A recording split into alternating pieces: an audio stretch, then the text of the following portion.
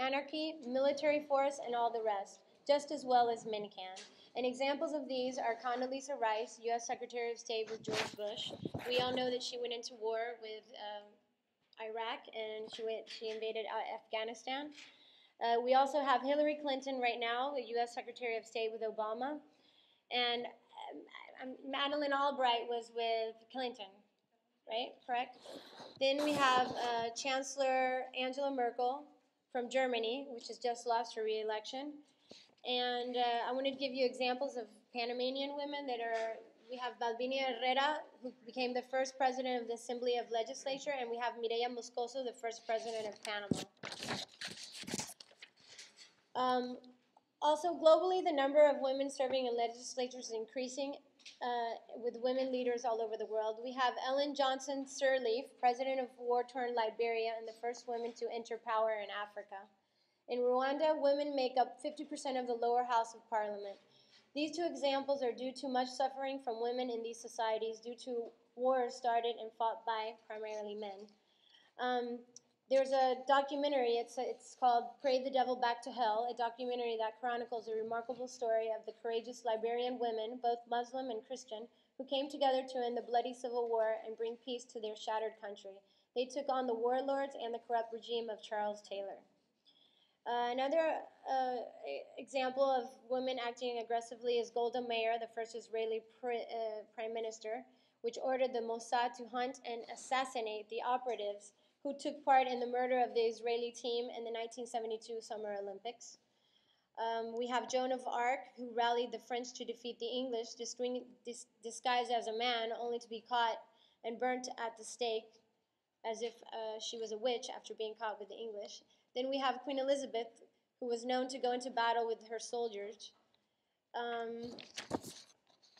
We also have, for example, Che Guevara's second wife, Aledo, was a woman he met in the Sierra Maestra while he fought against Cuban dictator Batista.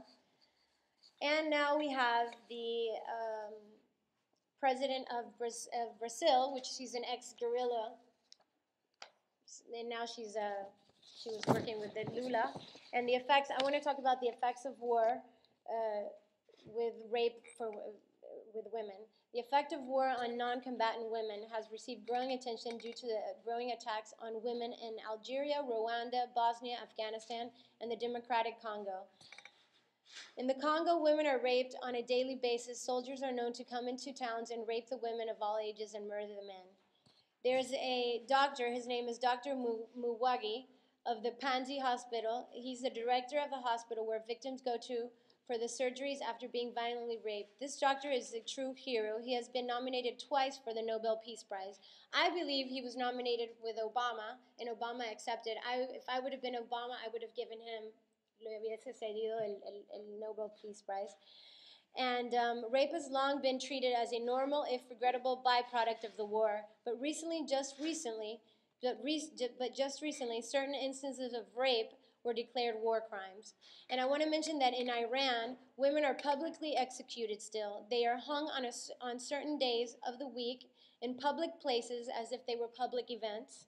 A crane is taken to the town square. From there, the women are hung as a spectacle. In modern invaded Iraq, one young girl was dragged out of her home in underwear and stoned to death by an angry mob of men while being filmed by a cell just because she had fallen in love with a young man from another tribe. So these are just examples of how women are viewed politically. And as the philosopher and feminist Simone de Beauvoir would apply existentialism to women's experience of life would say, one is not born a woman, one becomes one. And the question is, what kind of woman or what kind of feminist are you? And also men, because men also have feminine roles in political